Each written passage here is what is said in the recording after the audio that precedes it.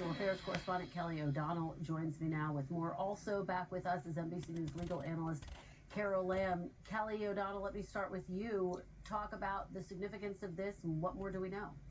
Well, of course, this is set against the backdrop of the president having identified Leticia James, a Democratic statewide attorney general for New York, as one of his perceived political enemies. She, of course, in her political career, brought charges against the president and also talked openly in her campaign about wanting to challenge President Trump from a legal point of view.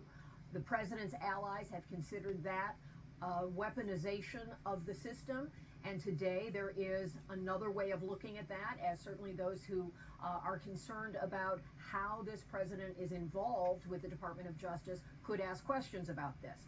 It stems from the Federal Housing Authority's work looking at mortgage records, and her records were identified as being potential evidence in this case. We don't yet know if this was the specific evidence brought forward before a grand jury, but just like in the Comey case, we're talking about the Eastern District of Virginia. We're talking about Lindsay Halligan, who is the acting U.S. attorney for that office, and most recently had been a top White House aide as the deputy staff secretary, a job that brings all the paperwork to the desk of the president from a legal perspective. And she had privately been a lawyer for President Trump in his defense for different events in the past. She is now in this official role, and it's our understanding that she brought the evidence and that one count of bank fraud has been returned by a grand jury. Just like in the Comey case, the former FBI director, this is the first point of what would be a potential prosecution as this goes forward.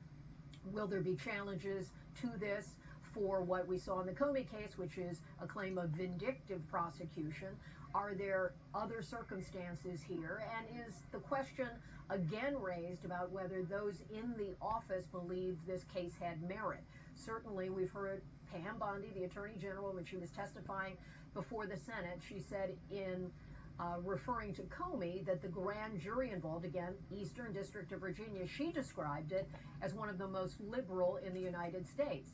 That was her characterization. So that's how they defend the process, that evidence is put before a grand jury. We know there is not an opportunity for defense to counter that evidence, but those grand jurors returned one count. So early stages, we've reached out to the Attorney General of New York's office and her counsel, and we await hearing a response from them. But this is a significant event in the context of the president has identified people he wants the Department of Justice to go after, and now we are seeing in a separate mechanism that is happening.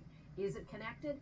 Certainly Pam Bondi would not discuss any conversation she had had related to the president putting pressure on her publicly. And we know that after they fired Eric Siebert, who had been the acting attorney in the Eastern District of Virginia, then Lindsay Halligan was placed in that role. Her appointment itself is controversial because of the mechanism in which it was done. So you have an attorney general in a state who has brought charges against President Trump in the past, and now we have the Department of Justice under President Trump bringing a single charge against Leticia James. Kristen? Kelly O'Donnell, thank you for that really in-depth look at this breaking news that we are tracking. We thank you for watching, and remember, stay up